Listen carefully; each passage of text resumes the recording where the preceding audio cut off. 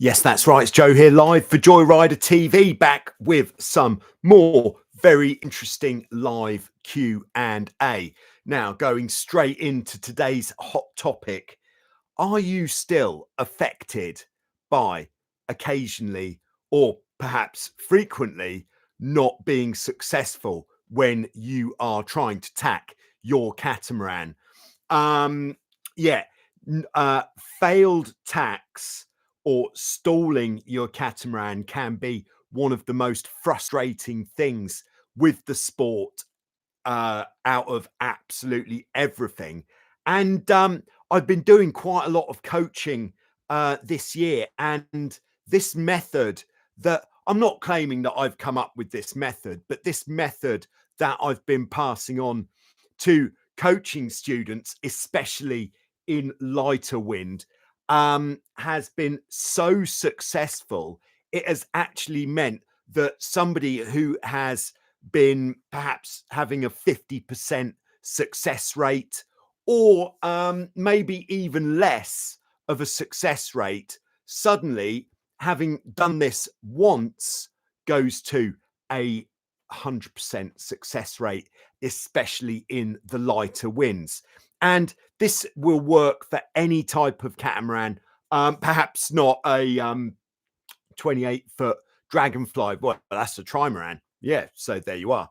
But for most catamarans, this definitely works. And if you saw the Pig Island video, or many of the videos from this year, I've been using this method a fair bit. And it's the method that I'm liking to call weather vaning, because it's kind of using the mainsail in the same way that a weather vane works. So when the boat isn't moving, so let's just talk about if the boat isn't moving first.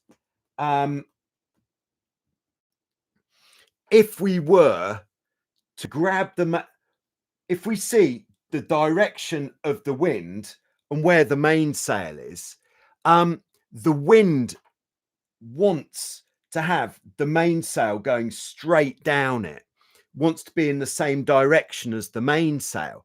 So if we pull the mainsail right into the middle, what's going to happen to the direction of the wind in relation to the boat?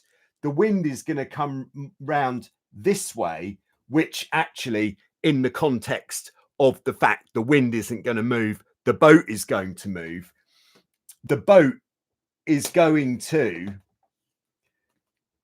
come round. I'm going to turn this the other way up. Sorry. No, I'm not. Okay. The boat is going to move round so that the sail is into the wind. What is the easiest and quickest way to get the mainsail into the middle of the boat? It's actually to grab the boom or the bottom of the sail and physically pull it into the center line of the boat. That's going to get the boat to go straight to head to wind very quickly and very easily. But what if going head to wind isn't enough, which it probably wouldn't be? We actually want to get the boat to go through the wind onto the other tack. So what we can actually do is grab the boom and pull it. So we're sitting on the windward side here. We're going to grab the boom and pull the boom to the other side towards us. And what that's going to do is actually bring the boat round into this position. So we've actually gone all the way through the wind, and we can keep pulling it until the boat is approximately 45 degrees off the wind on the other side. And there we're going to be. We've just tacked without having to get the boat moving first. It's such an effective way. So in the context of actually tacking, because we don't want to just tack the boat by making it stop, grabbing the boom, pulling it. That's going to be a very what would you call it? A crude method, not particularly refined. Whereas if we go into our tack as normal, let's use the smaller boat, a bit easier. If we go into the tack as normal, and when we get to this point where we're head to wind, if we release the main sheet, grab the boom and pull it over to this side when we're head to wind,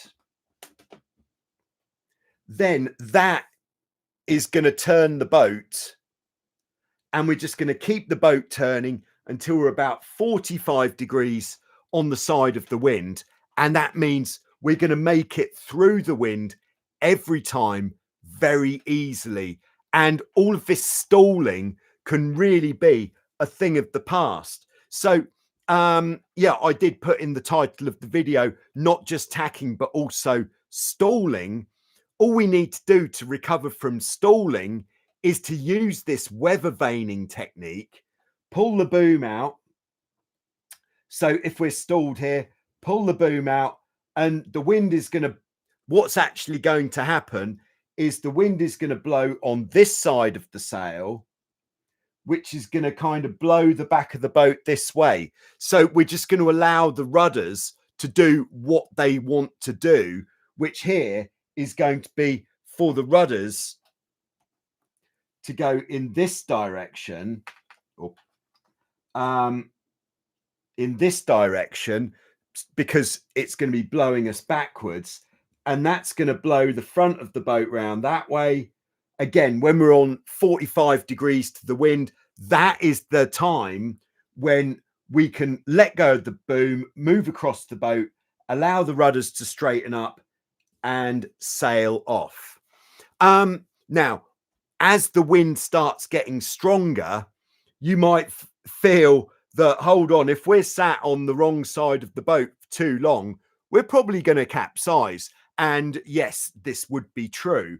But when the wind is stronger, we turn the boat into the wind. And if it looks like we're not going to make it into the wind enough, then we can, again, grab the boom, pull it towards us. And as soon as we get to head to wind with the rudders this way, then if we're single-handed, we can jump onto the other side quite far forwards to stop the boat from being blown over backwards, and we'll just leave the boat to it. Like if you saw the video that I did, I think it was about 2 months ago now, tacking the Hobie 14 in strong wind, I use exactly this technique. And I would say, if you are constantly stalling your tacks, not making your tacks when the wind is strong, refer to that video, the Hobie 14 video, because there is some absolute gold in there. There's gold in them hills. Yes, there is. And what I'm actually going to do, thinking about it, is I'm going to write it down. Hobie 14 tacking. I'm going to chop some of the just a bit of the actual technique out of that video and put it out as a short video as well, so that that will be really good, just to be able to quickly reference that, so that you don't need to have this frustration of not being able to tack your boat. Of course, if you're sailing in big wind, big waves, then there is a bit more going on. But fundamentally, this is the most important. You know, of course, we don't want to have to weather vane it, but if you feel, or if in your experience of tacking your boat in the conditions that you have, if you are not having a successful tack quite regularly, then use this, stay on the same side, grab the boom, pull it towards you, and the boat will then just come through the wind very nicely, and you'll start making your tacks really well. There we go. All right. So, and you know, that is all I'm going to say on this key featured topic. So there we go. I hope that is going to be useful. And I've found it especially useful when I've been coaching and we've been sailing, like when you're sailing a Hobie 16 with 3 people on board, then the boat is much more difficult to tack.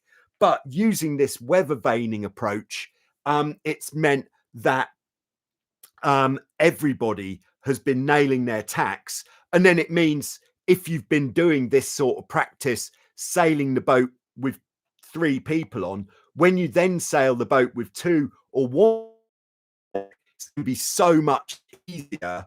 And you're just going to about with not being able to make it through the tacks. So we're going to stop there on that, unless anybody's got any further questions on there.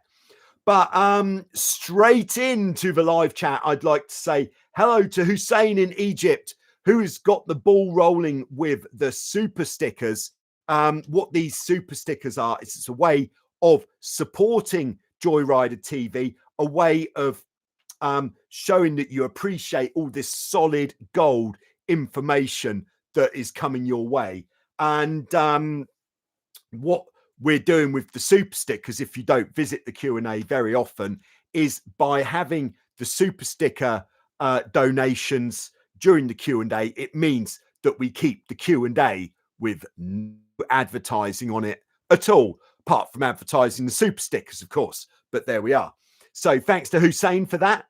And into the live chat, we've got Jochen taking line honors today, channel member Jochen, who says hello. Hello, Jochen. Hans is with us as well. Hello, Hans. Are you still in? Oh, okay. Hans has left Vasiliki. He is now in Split in Croatia. Nice. Hope it's not raining quite as hard there as it is here at this time. All right, we've got Stylus 2000 on board in Vancouver, British Columbia, Canada. Nice to have you with us. Stylus 2000 says it's a brilliant technique to get out of irons if you blow a tack, get stuck in irons. Yeah, I think if let's say scenario, you've just got hold of a Hobie 14, you need this.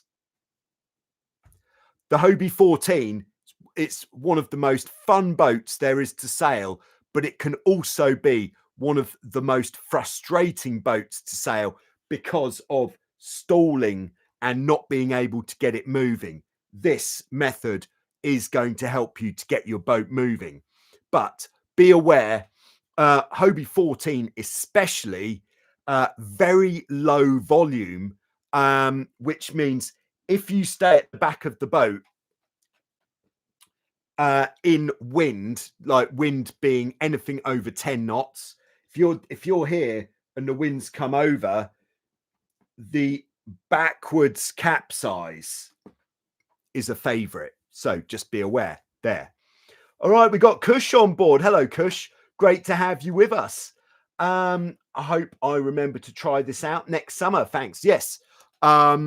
Yeah, I know for a lot of you now, the season has come to a close, but you know, this stuff is still solid gold, even if it's just putting it into your mind now, and then we can have a little refresher when the start of next season comes.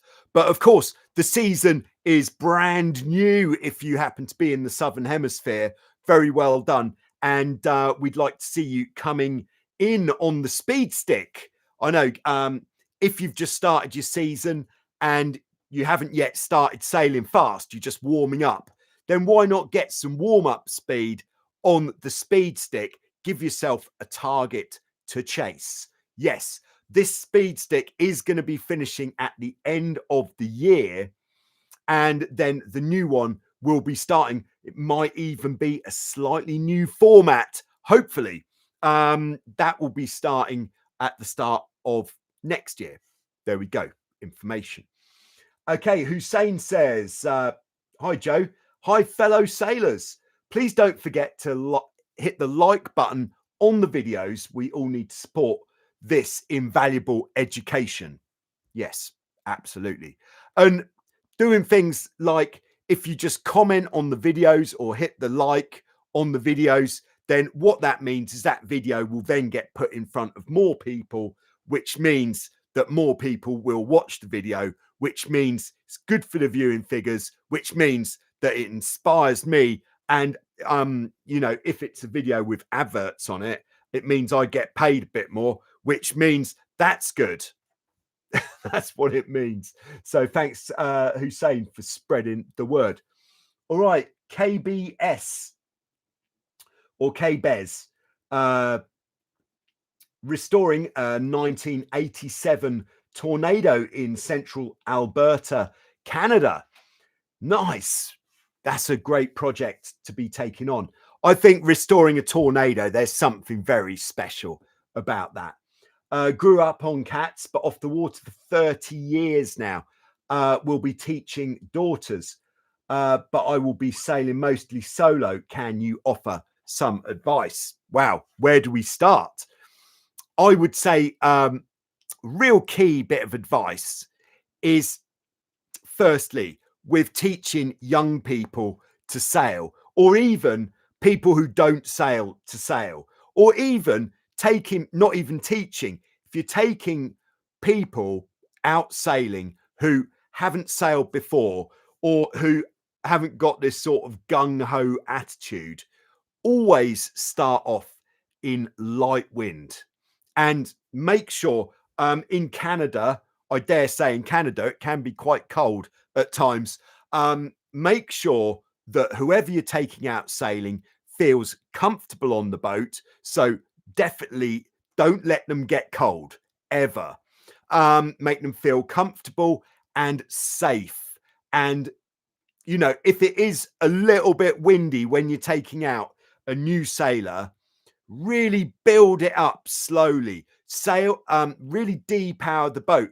If you're sailing upwind, let the traveler out more than you would do normally. Don't ever feel that you have to helm the boat from on the trapeze, because when you're helming the boat on the trapeze, for some reason I feel compelled to demonstrate helming the boat on the trapeze using, we'll go with this guy. If you're ever helming the boat on the trapeze, what that means is you have to power the boat up so much more so that you're not getting hit by the waves, which means that you're having to sail the boat faster. And for an inexperienced crew on the boat, it is more likely that they're going to start feeling a bit intimidated. So don't worry about helming the boat on the trapeze. Let the traveler out more. That means you can sail the boat in a much more soft way, so the boat isn't going as fast. And then after you've been, if it's someone brand new to the sport, after perhaps 15 minutes, you could say, do you want to try going a bit faster? And if they say, oh no, this is quite fast enough, then leave it at that. Because one of the most delicate things on a boat is the confidence of the inexperienced sailor. So really treat that inexperienced sailor's confidence like it is so fragile, and it's your job to keep it intact. Because once somebody's lost their confidence, especially younger people, it's very difficult. It could be a lot of work or impossible to win it back. So really, if you can, go out on a sunny day, not too much wind to start with, and just take it really slow. Make sure they're warm enough and don't push it too hard, too fast. There we go. That is what I would do to start with. And that does go for yourself as well. If you're the helm on the boat and perhaps you haven't been sailing for 30 years, or if you're feeling a little bit edgy on the beach before you go out, just look after your own confidence as well. Don't worry about helming on the trapeze unless you've already banked a load of hours building up to it. Don't think first time out, right, we've got to do this, I've seen it on YouTube. No, you don't have to helm on the trapeze. And if there's 2 of you on the boat, the crew doesn't have to go on the trapeze either, unless it's, you know, even if it's 25 knots of wind, don't go out in 25 knots of wind. That's another one. But even if it is windy, you can still manage the boat without having to trapeze. That is important. If the waves are big, maybe think, let's leave it for today.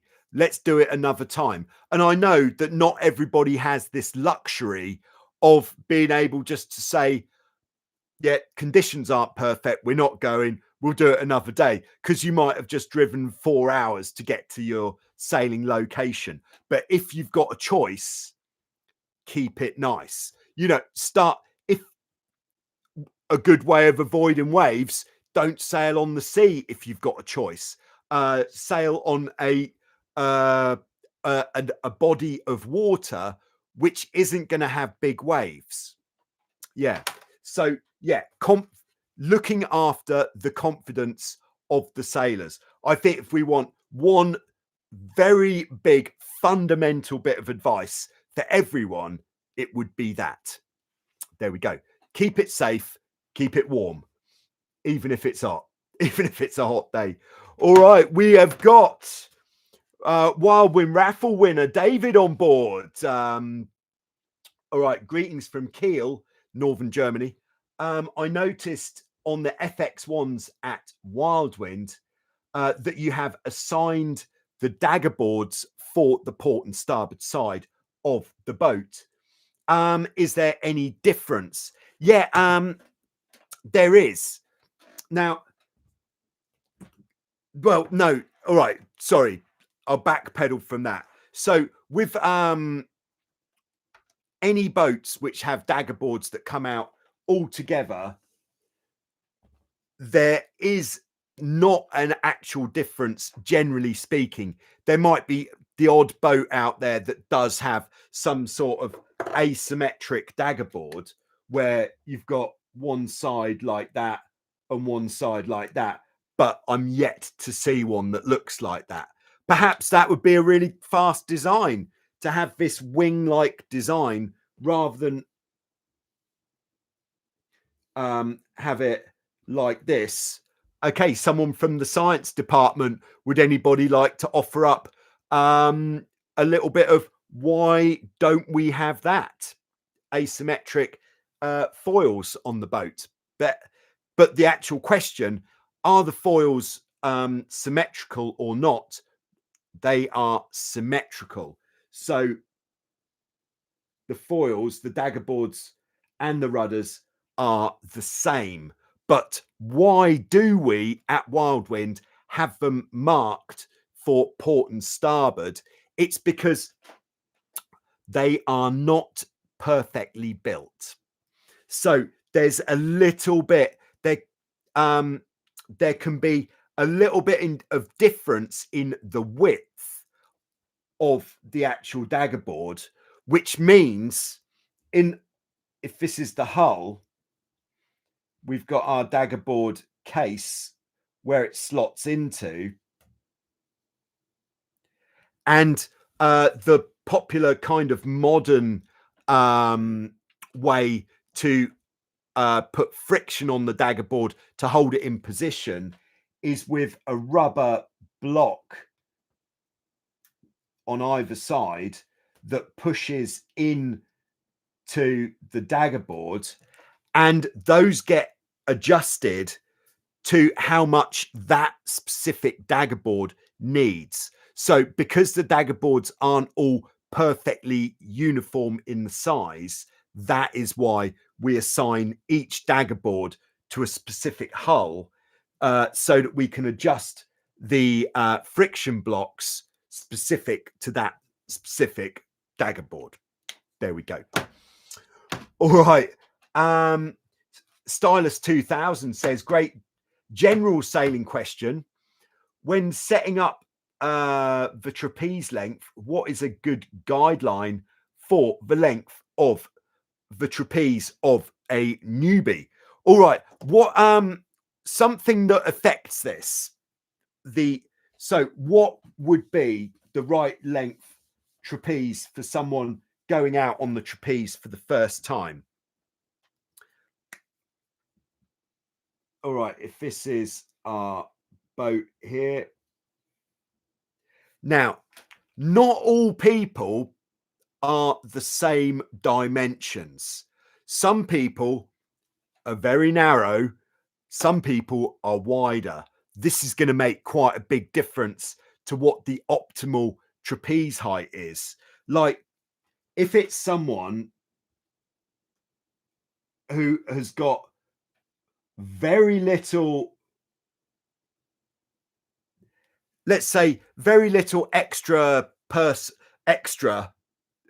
to them, then when you pull the trapeze down to the side of the boat, I would generally say kind of like between the side of the boat and the, have I got one here? And the actual J and H, or whatever your trapeze ring is, when you pull it down, if you go hand with the thumb up on the side to the thumb, top of the thumb, that is a good starting point for somebody who doesn't have much mass to them. Because what you want is when somebody hooks into the trapeze, just for them to have to lift up very slightly to enable them to actually get it on to the trapeze hook. Now, if it is somebody who has got, let's say, more mass, like maybe let's say they've been at the gym working out. Now, their trapeze is going to want to make it easy for them, it's going to want to be much higher up, so that again, for them to hook onto the trapeze, they're going to have to just lift themselves up very slightly. And by having it adjusted like that, it means it's much less likely that as they move out, they're going to come unhooked. But something that's often overlooked is the actual trapeze harness itself.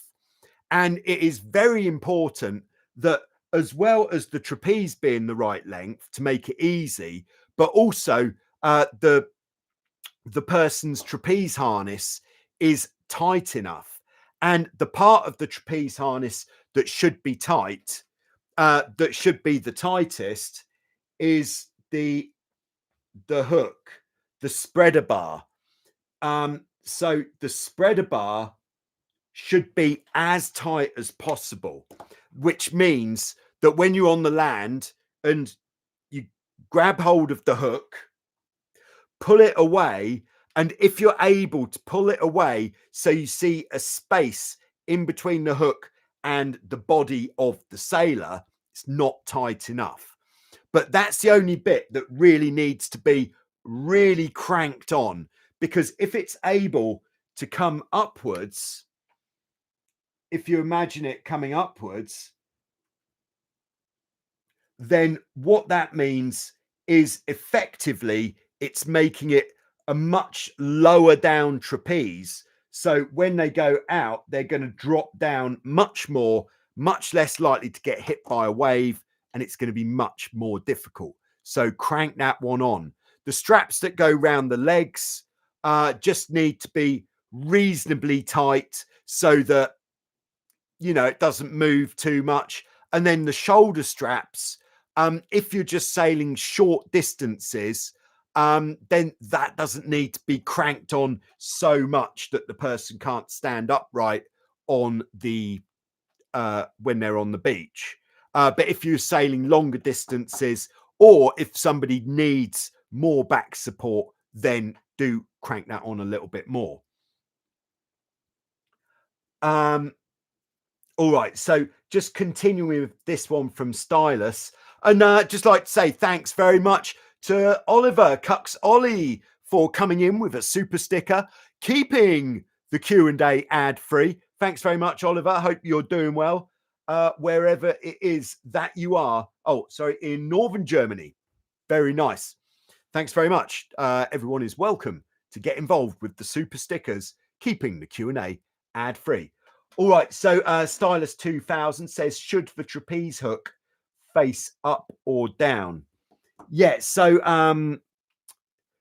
the way it should work, you know, if I knew you were going to ask, I'd have had some bits here to actually look at, but not to worry. So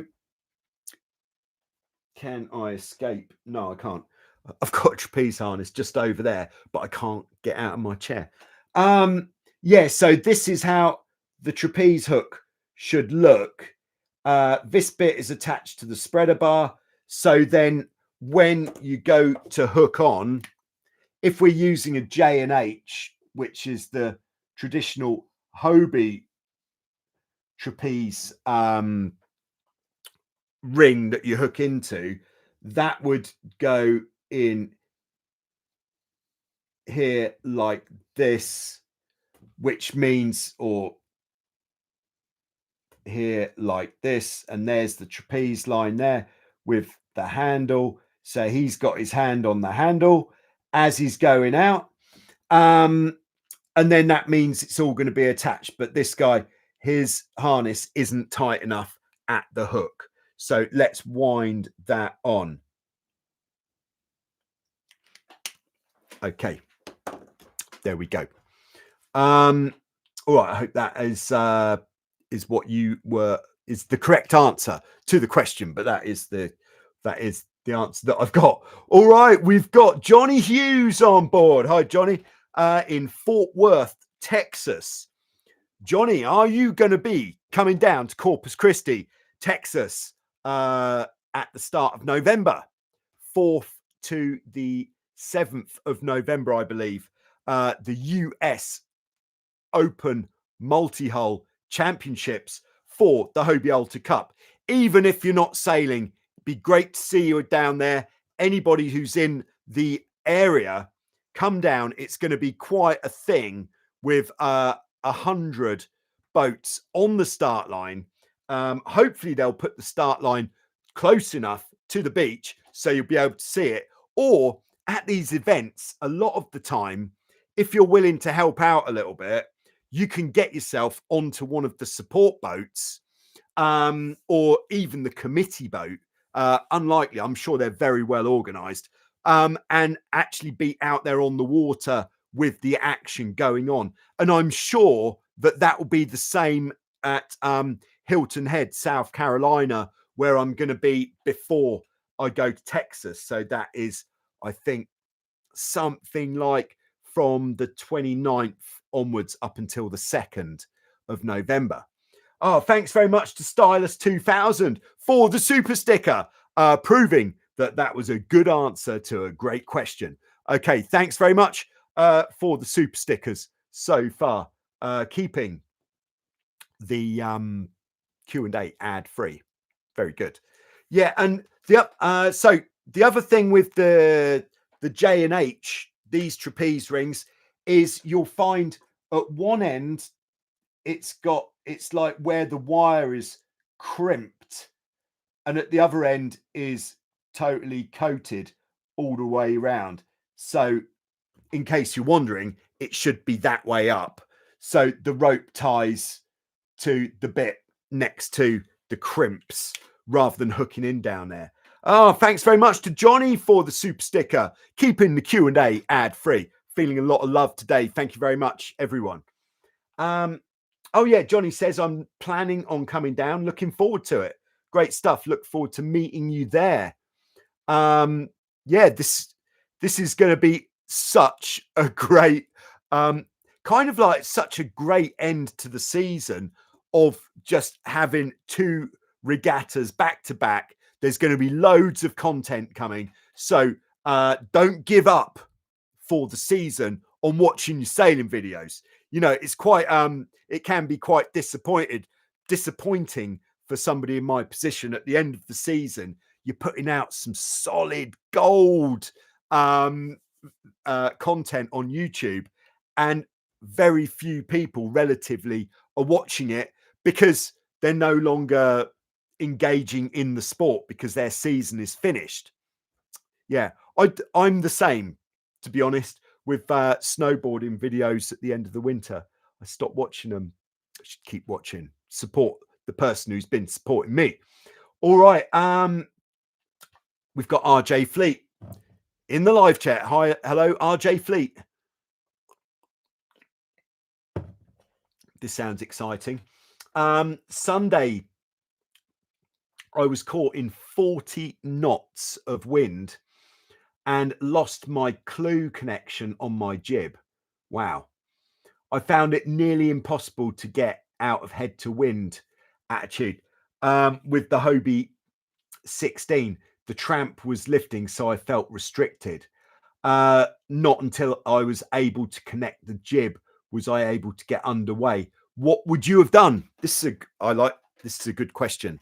Yeah, I'm glad that you managed to get sorted out and get back. But all right, let's just say mega wind, no jib.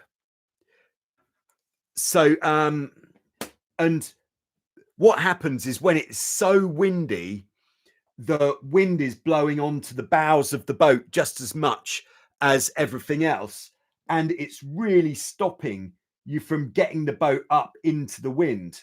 So what would I do?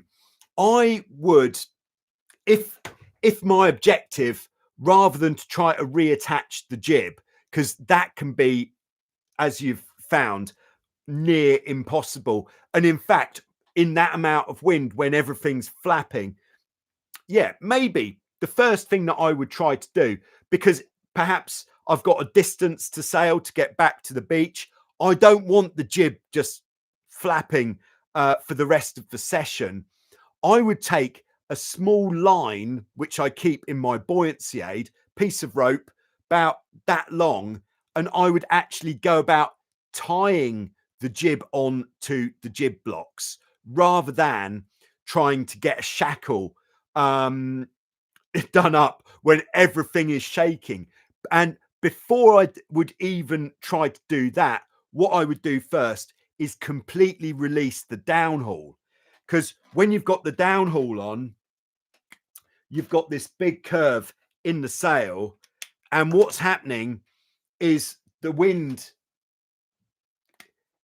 is trying to make this into a straight line, and what's happening is you're getting the wind on this side, and that is going to pop the sail onto the other side, and then immediately the wind is going to blow on this side, popping it back to this side, which is going to make the boom and everything flog extremely violently. So let the downhaul off, and then your sail is going to be like this, which means that it's not going to flog violently. Downhaul off first. And then I would go and get my bit of rope. What order would I do it in? Yeah, I'd get my bit of rope. I'd through any of the holes in the clue of the jib. Try to have a bit of rope which is long enough to be able to get hold of the rope so you can really grab it. And maybe, have I got any rope here? Gosh, I should have, really, shouldn't I? That would be very organized. No rope here. I've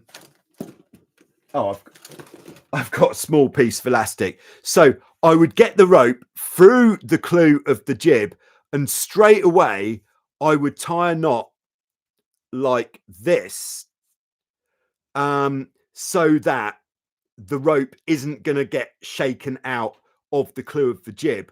I would then, one at a time, take the one of the jib blocks, tie it on, and then maybe use that jib block to hold the jib like in position, tie the other one on. So you're not going to be able to sheet in very hard, but in that much wind, you're not really going to want to anyway. But I would first rescue the jib, unless we were getting blown towards something dangerous, like perhaps some rocks or a shipping lane, or somewhere that we don't want to be. And then so if we were sailing without the jib, so back to here, then I'd get the boat sailing as close to the wind as possible. And something that we need to do to enable that is we need some main sheet tension. Get the traveller in to So it's further in than the toe strap. Just a little bit further in than the toe strap would be enough. And just start pulling in the main sheet and you'll feel some power coming on. So as the power comes on, turning the boat closer to the wind. And then when the boat is starting to slow down because you're so close to the wind, that is the time to make sure that you've got your main sheet out of the cleat, push the boat up into the wind. And then if you've got a crew, get the crew into this opposite corner. If you haven't got a crew, then you can just reverse the rudders immediately as soon as the boat is head to wind and jump across to the other side, get into that corner so that the boat isn't going to capsize backwards, and just let the boat reverse round. Again, this is one of the methods in this Hobie 14 tacking video, because when I did that, it was pretty windy, not 40 knots, but it was certainly more than 30, where the same technique would apply. And then once the boat is beyond 45 degrees, it's going to come around pretty fast. Once it's got to this sort of angle, we know that the risk of capsizing backwards is much reduced. So then you can get to the back of the boat, grab the stick and start sailing off on the other tack. But this static 3-point turn is such a valuable skill to learn and to practice when it's windy, because it's occasions like this where you lose your jib, perhaps you're sailing single-handed, loads of wind. This static 3-point turn is really going to save the day. So that is what I would have done. There we go. All right. Yes. So as mentioned, Cuxolly is on board. Nice to see you. Have a nice time to everyone. Greetings from Northern Germany. Yeah, RJ Fleet says, I was quite frightened. Yeah, I can imagine, especially if there was some waves at the time as well. But just, I would say what everybody should do is every time they go out sailing, practice just a few times until you feel that you know the route, the static 3-point turn. Just like I did a video a few years ago about what is the one thing that can really boost your level a bit more than anything else. And what that one thing is whenever you go out sailing, allocate a certain amount of your sailing time to doing something really deliberate. So it feels a bit like training and not just going out for a nice sail. So doing something like practicing the static 3-point turn, that is really going to boost your level. And it's going to, once you've done 10 of those, then that is something you've got in your pocket, in your bag of things that you can do, which is really going to help. I static 3-point turn probably so often. So it really is something you should practice. Okay. Peter's on board. Nice to have you on board, Peter. All right. Just coming down the live chat. Thanks very much to RJ Fleet for the super sticker. We are definitely keeping the Q&A ad free today. Thanks to everybody for chipping in. Nice. Very good. All right. So Stylus 2000. Next question. Question about the head of the spinnaker attachment. And this is if there was a special word that we were looking for in the live chat today, it was spinnaker. Yes, this is the topic that is definitely trending for me at the moment. With my next spinnaker video is coming on Sunday. The edit is proving to be a little bit tricky, but the video that's coming on Sunday is the assembly and all the parts required to fit a rolling spinnaker to your boat. Yes. So that's why it's trending. Question about the head of the spinnaker. I have the head and the block attached to the rope loop around the mast and not to the loop at the top of the mast. Is this an issue? All right, let's just see it. Yeah, what all right, here we go. We're gonna see this in the video on Sunday. It's almost like you knew, but here we go. So here is the mast. It's leaning this way, meaning this is the back, this is the front. And what we should have, this would be pretty much the same on all catamarans, is towards the top of the mast. Maybe this, I'm trying to remember what the measurements were. This is either 30 or maybe 50 centimeters from the top of the mast. We have a eye strap sort of fitting, and then lower down, what we have is, if it's a 16, then we would have a rope that runs around the mast.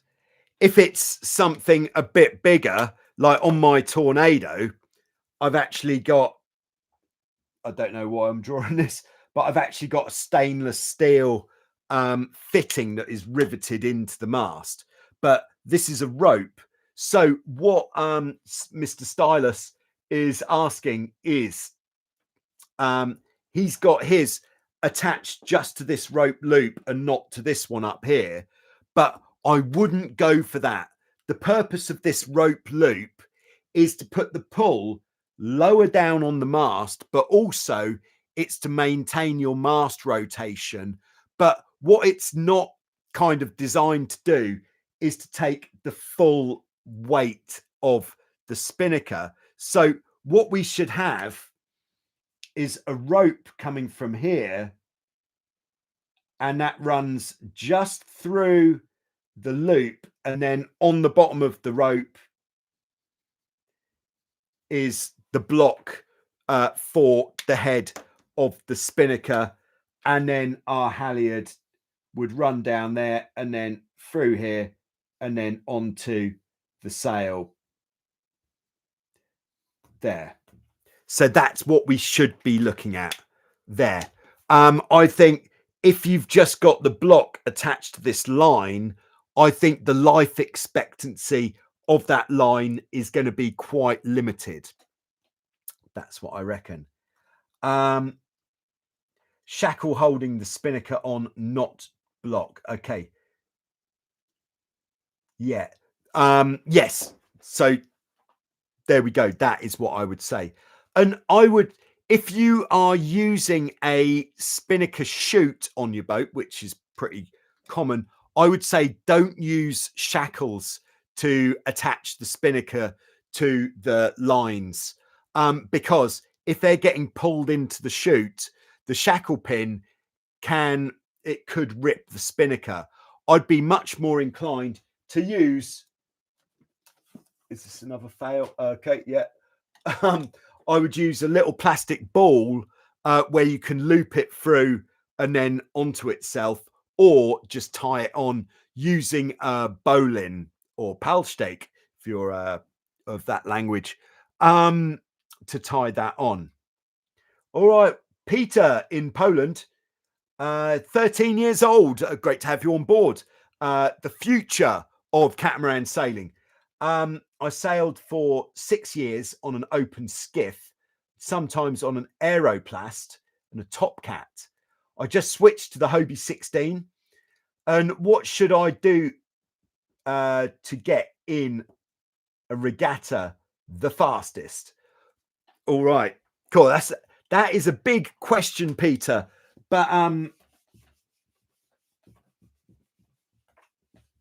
all right, if you're going to regatta, what would I say? Definitely practice your 3-point turns beforehand. Preparation is what is really going to help you the most at a regatta.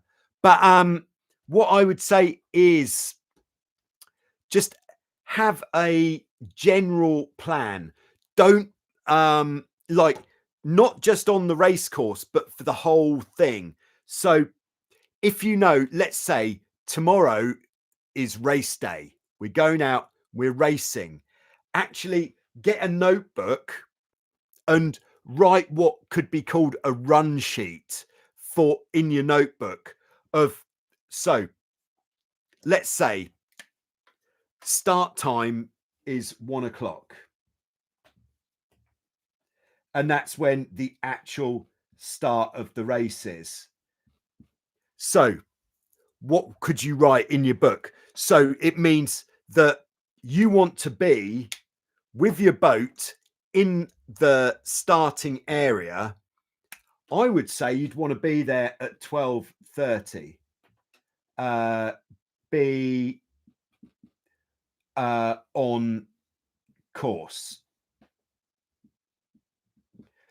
So, and this may seem really easy and really almost unnecessary, but if you put it on paper, it means that in your mind, you don't have to worry about any of the times because you've already written it down. You know what you need to do. So be on the course. How long does it, right, we're going to do easy maths. How long does it take to sail to the course from where you're launching? 30 minutes. All right. So 12 o'clock launch. So you're going to launch your boat. All right. How long does it take to rig the boat and get it to the launching area? 30 minutes. Okay. So 11:30 rig and take to launch. And perhaps at 11:15 get changed, put your sailing gear on. And what would you do before that? So if you're like me, I like to have something to eat before I go on the water. And, you know, so if at 11, eat something that you know isn't going to make you feel really full or stodgy or something. Eat like a sandwich is good. And I like an apple for some reason. Don't know why. So which means 10 arrive and check boat. Make sure everything's fine. And in that time, you know, checking the boat would mean make sure you've got some water on board, any snacks, get your snacks on board, that kind of thing. And then from here, you could think, how long does it take to get from wherever you're staying to the place where the event is taking place? So that would be a really strong, you know, that has just taken all of that out of your mind, put it on paper. So then and do it the day before, so that then you don't have to be worrying about, oh, what time do we need to get to the sailing club? All this kind of thing. It's written down. It's done. All you need to do is just keep referring back to your list. Okay, it's now 11 o'clock. We need to eat. All right. So that means the day before you think, but what are we going to eat? All right, we need to make some sandwiches. Yes. What are we having? Ham and cheese. Classic. Yeah. Yeah, so this kind of thing. And that means it just makes such a big difference. This was something I learned from the Hamish Wilcox chat that we did earlier before I went to the Tornado Worlds. And it really does make it so much easier. And then when you get to be on the course, then the next thing we could do, and we're going to leave it after this for now, is have a look at the start line and find out where the marks are as soon as you get there. So take your boat, sail through the start line and identify where the boys are, and then try to choose which side of the course is the side that you want to be going to. So if it's Lake Como, I like going west. Go west, be the first boat to get over to the west side.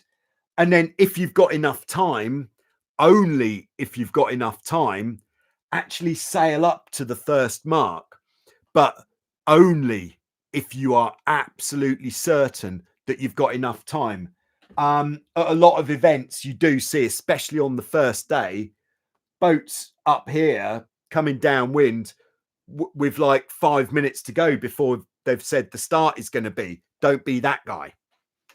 So there you go, Peter. That is going to make one, possibly, you know, one of the biggest single differences to you on the race course. So just being prepared. And because you've done this, it means that your mind is then clear for doing a good job, getting the boat ready, perhaps discussing with your crew how you're going to be doing maneuvers if you're a new team, this sort of thing. There you go. All right, we got channel member Bernhard on board. Bernhard, who now sails a Wildcat and is absolutely sending it on the Wildcat, which I've seen on Facebook. Channel member Ryan from Maui is on board. Nice to have you with us, Maui. Ryan, how's it, Joyriders? It's a good day. Oh, yes. All right, Johnny. In Texas says, all right, here we go. Big question here. Oh, by the way, unless you've already put a question in the live chat, if we could have no further questions in the live chat, because we've been going almost an hour now and I've still got some preloaded questions to go through, and I've got to cook dinner. Yeah. Yeah, so Johnny wants the opinion on mesh versus vinyl for the trampoline, replacing my Hobie 18 trampoline this off season. Mesh. I like mesh. I've always liked mesh. I think you get a bit more traction with mesh. I think mesh has generally got a bit more of a modern look to it. It allows the water to drain through. If it's hot, like it might be in Texas at certain times of the year, it won't heat up as much as vinyl. I think it will last longer. It doesn't go crispy like vinyl does. And it's what I like. That is the biggest reason for me is I like it. Yeah, I think it's got a more modern feel to it, the mesh trampolines. Okay, Stylus 2000 says it's an FX1. Oh, what were we talking about? Oh, the Spinnaker. Yes. Stylus says you are brilliant. Thank you very much. Thanks for noticing. Thank you for the advice. All right, Bernhard says season finished here in Austria. Now gear preparation time starts. Nice. Nice to have that project. Hopefully, the dream would be that you've got a very large garage and your boat can be sat in the garage almost like it's a showroom.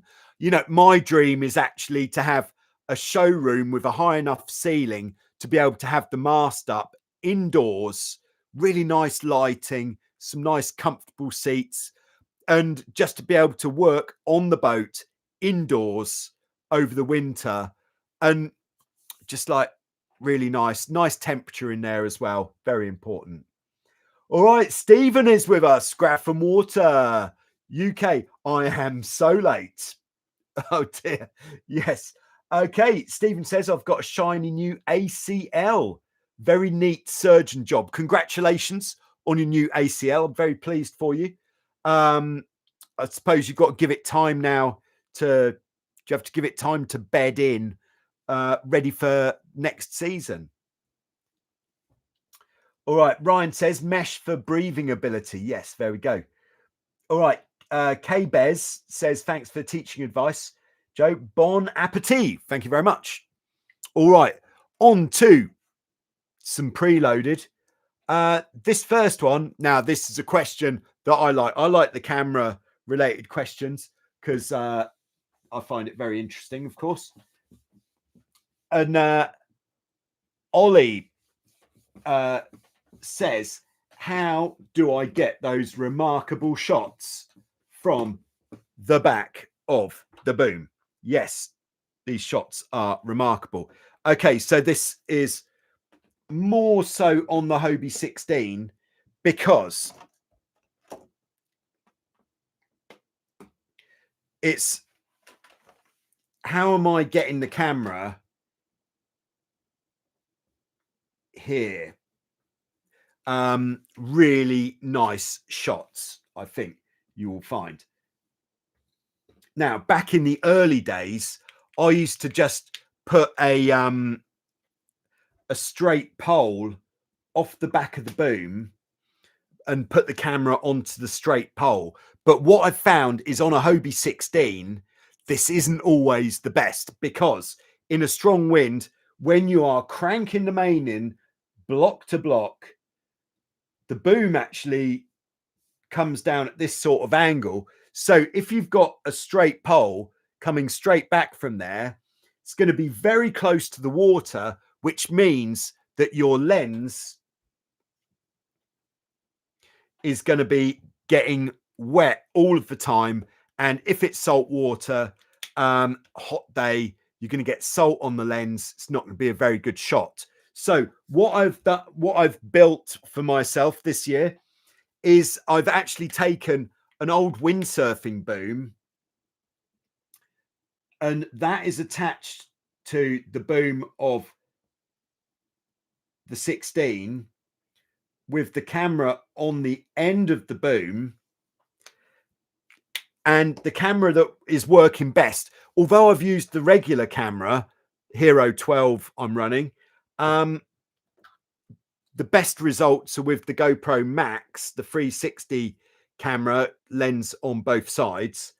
And that is how I'm getting the shots.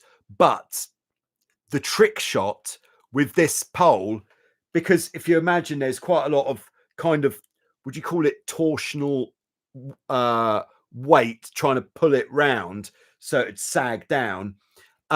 So just to strap it to the boom isn't enough. So I've actually been a little bit sacrificial and I've basically drilled 2 holes through the pole and through the boom, and I actually bolt it on to hold it so it won't flop over with the weight of the camera at that height.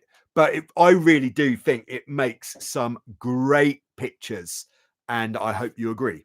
And one of the difficult things, especially when the wind is later on in the day, is you might have seen it in the videos, the lighting in Vasiliki Bay isn't always optimal at that time of day, but we can hope.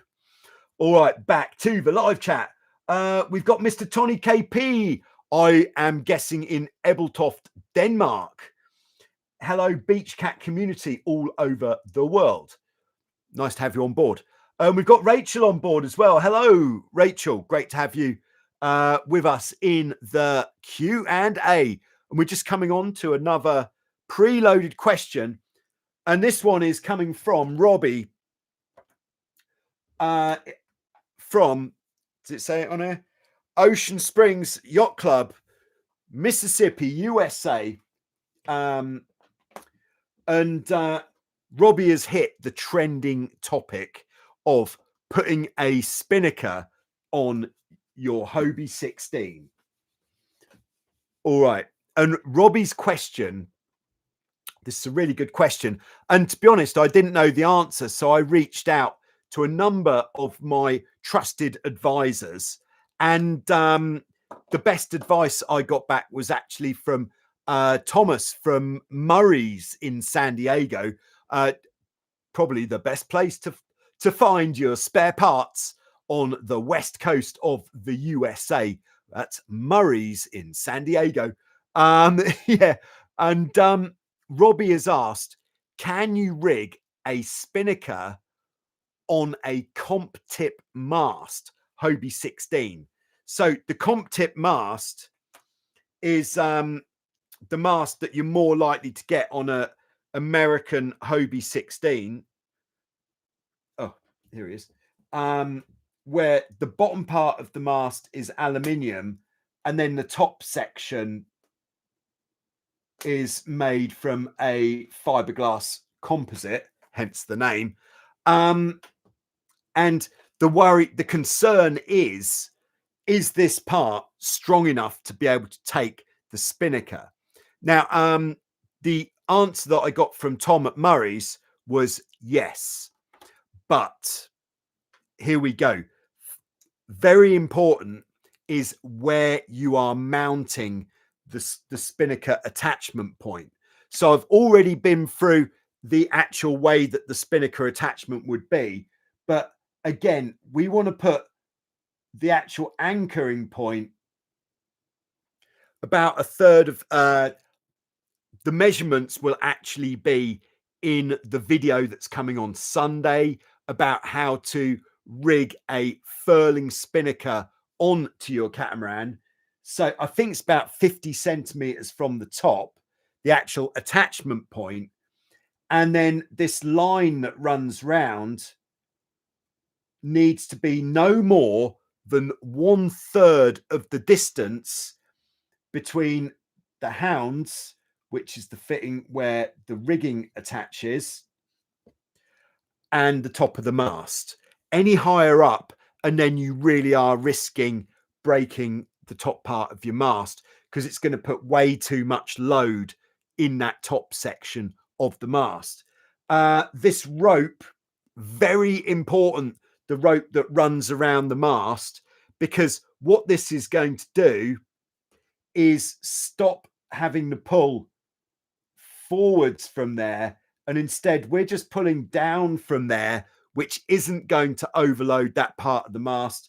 And then the forwards pull is going to come from here, which is quite close to where the hound's fitting is, which means that section of the mast is then supported by the shrouds holding the mast back. But what we also need to do is make sure when we're sailing with the spinnaker up, especially if we're sailing in wind, is we need to have plenty of tension in the main sheet, because what that is going to do is pull down on the leech, and then the whole of the mainsail is going to help to support the top part of the mast. One other thing that I think it was actually Johan at Hobie Cat Holland, who's another of my trusted advisors, said is if we're putting any rivets into the fiberglass mast, it's important that we put something inside the mast to spread the load of the rivet, which might mean for this fitting up here, you might actually have to take the fitting off the top of the mast, get your hand in there and get some sort of spacer, like maybe it's like a plate or just some decent washers on the inside, just to stop it from, there is a chance if you pop rivet straight into the comp tip part of the composite part of this mast, is it might actually crush the fiberglass somewhat. Yeah, there we go. Okay. Yeah, so very exciting times. The video on how to fit the the rolling spinnaker to your boat. I think really everybody should have a rolling spinnaker for those days when you're not racing, and or if you're doing a long distance race. If you're not racing, perhaps it's not so windy, you want to go out and you still want to have a really lively time, especially when you're not sailing upwind. The rolling spinnaker really is like hitting the turbo. Yeah, so good that I like it very much. Video coming on Sunday. Check that one out. And it'll be on Joyrider TV 6:30 Greek time on Sunday. But right now, I'm going to cook dinner and I'm going to watch the ladies event at this year's Red Bull Rampage. Yes, this is the coolest mountain biking event of the year. I like mountain biking, so that is what I'm going to do. Thanks to everybody for tuning in. Thanks for the super stickers. Yeah, I'll see you on Sunday with some more on Joyrider TV. If you're going out this weekend, get on the speed stick. Keep it safe and don't scare your new crew. Thank you.